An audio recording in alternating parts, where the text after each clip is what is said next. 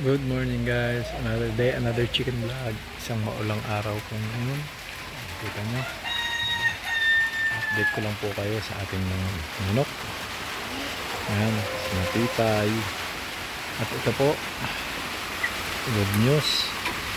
Ito pong kasama ni Max na anak niya rin na binalik natin sa kanya. Ayan, naglilingling na po siya. Dahil ang tagal na po niya dyan eh. Napapansin ko, kakain lang siya tapos babalik ulit siya dyan. Hindi na po siya nangingitlog, baka naglilimlim na. At maganda pong balik tayo dahil hindi natin kailangan ng incubator. Tipid tayo sa kuryente at saka yan. Natural instinct po yan ng manok na maglimlim. At meron din po tayo doon yung isang native. Ayan. Naglilimlim din po yung kaso isa naman ang itlog nun at hindi rin po fertile dahil wala naman ditong ligaw na tandang nakakasampa sa kanya, kaya hintayin lang natin siyang umalis doon at kukunin natin yung itlog dahil wala din naman silbi yun. Yan ating mga alaga sa lukuyan pong nandyan nakabartolina dahil masama ang panahon. Itong ating isang too mukhang masama ang lagay nito. Nangitlog na po ito ng isang araw, akala ko nakarecover na tapos biglang sumama uli ang lagay. Yan yung ating IG na to, masama pa rin ang lagay. Ito yung kasamahan ng ating tatlong stag na RRA line. Siya lang po yung hen nagkasakit pa. Hindi ko alam kung makaka-recover pa yan, kung sisigla pa yan. Abangan na lang natin. Ilang araw, ilang buwan ko na rin siyang ginagamot pabalik-balik yung sakit niya. Yan. Ito po yung ating pathway na ginawa. Yan. Ayun yung isa nating alaga ditong ligaw galing sa kapitbahay, malaki na, dito na yan lumaki.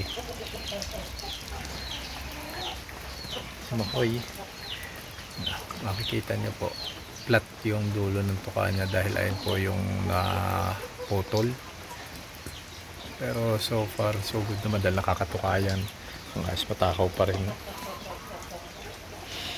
At itong isang hen na yan ay anak ni Makoy at saka ng Rhode Island. Hindi ko lang alam kung bakit yan ganyan, parang may balahib sa paa. Hindi ko lang alam, hindi ko lang sure, pero sure ako na anak ni Makoy at saka ng Rhode Island dahil wala naman tayong pinapasampa o pinaliligawan na Brahma na ro, dahil dadalawa na naman ang Brahma ro natin. Ayan, malalaki na din ang anak ni Mimi. Si Mimi, ating US Silky.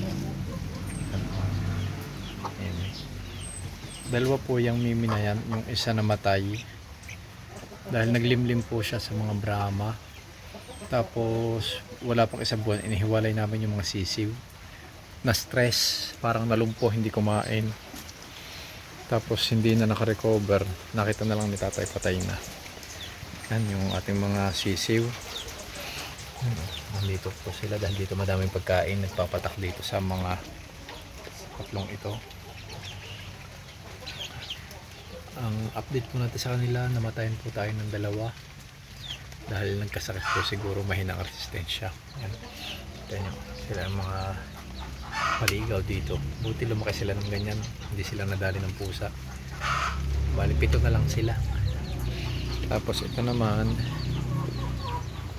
yan yung ating dalawang US Silky na nilimliman ni Pipay at yung isang Brahma. Yan anak din niya ni Max at saka nung anak niya na Splash. Ang haba ng balahib, makikita niyo, ganda mag-iisang buwan yan sa 30. Tingnan niyo, ganda. Tingnan natin kung anong kalalabasan niya paglaki. So ito naman po yung ating mga broiler chicks, pa 12 days nila ngayon. Tumitimbang sila ng yung isa halos 340 grams, yung dalawa 280, at 290 o 285. Bale, itong isang malaki. Yan. Mas matakaw sila doon. Normal naman yung ano nila. Tingnan natin. May 15 days kung yung isa ay aabot ng kalahating kilo. Nilipat ko na sila dito dahil tumatalon na sila sa kahon. Saka may ilaw naman. Yan, pinalibutan natin ng kahon para mag-stay yung init. Yan naman yung anak ni Choco at saka ni Makoy. Yung sa 11 eggs, 3 lang yung pinalad. Yan. Tingnan natin kung anong itsura nila paglaki. Itong isang to mukhang kanawayon eh. Yung isa mukhang parang ano ni Makoy. Tingnan natin.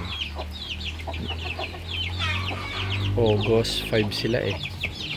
So September 5 pa sila mag-iisang buwan. Ito naman si Momo. Yan.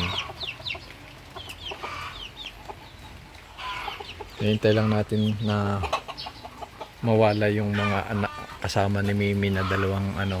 Yan, tapos ating ipa-priming, i-condition at magbe-breed na ulit tayo. US Silky yan. Ito yung mga lumang ano, mga 2 araw ng patuka ng ating mga Brahma at saka ng broiler.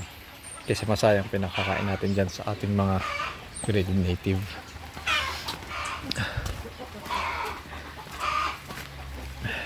Ito naman, pakikita ko sa inyo yung ating napiling sa 3 magkakapatid. Ito yung pinakamalaki. Ito yung napili natin na gagawin natin broodcock na IG. Yan. Ito yung pinakamalaki. Okay. Magsi 6 months pa lang to sa September 6. Yan. Baka pa dyan. Nung huli ko siyang sinukat mga nung 4 months o magpa 5 months siya, nasa 96 cm na siya eh. From dun sa gitna ng daliri hanggang sa tuka na stretch out 96. Ewan ko lang kung tumangkad pa siya, hindi ko pa ulit nasusukat eh, madami tayong ginagawa. Sana naman tumangkad pa siya, mata ko naman siya kumain. Sana hindi siya naapektuhan ng pagkakasakit niya, pero naka-recover naman, ang dami niyang kumain. Tsaka ito yung pinakamaliit nung mga bata sila. Akala ko magiging banso to, pero ang laki na niya ngayon oh. Ang lapad ng katawan. At yun yung kanawayo na yun yung sunod na malaki, pero ngayon siya pa yung pinakamaliit.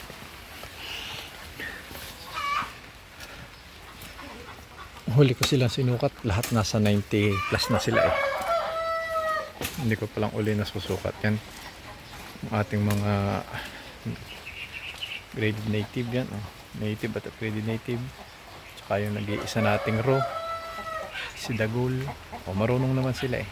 Alam nilang masamang panahon, sila sumisilong. Pagkakakain nila, sumisilong na sila dahil basa na ng yan. Ano? Ating mga 1, 2, 3, 4, 5 na ating mga native at graded native na kasalukuyang umiitlog sila dyan. Yan. At ito naman guys, yung ating ginawa nito mga nakalipas na 3 araw na naging busy tayo. Sinamintuhan na natin to. 1, 2. Hindi yan perfecto guys ah. Basta sinamintuhan natin para maiwasan natin yung pagkabasa ng lupa, namamaho. Tsaka ito. Yan. Bali 3 na sila. Tingnan natin magiging resulta. So far so good dahil hindi naman lumalakas ang ulan natin. Tapos yung isa nandito, kaso may malunggay siya sa loob. Hindi ko alam kung sasamintuhan ko pa siya ng sagad dito. Mukha na dahil baka pinagtagal lumaki pa tong malunggay. mabungkal yung ating semento.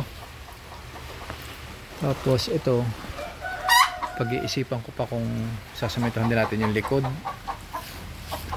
Dahil dito, makikita nyo, yan. Ito. Yan, hindi ito sementado. Yan. Pag sobrang lakas ng ulan, pumapasok din dyan sa loob. Pero, yan, dito, itong tagiliran to, sigurado sasementohan natin yan. Pag gumanda ulit ang panahon. Ulan eh. Yan. Ating lukban.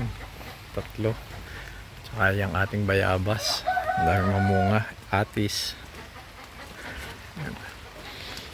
Ayan. Umiinom tong ating mga manok dito. Yan na lang muna guys. Salamat. Kita-kita sa next video natin.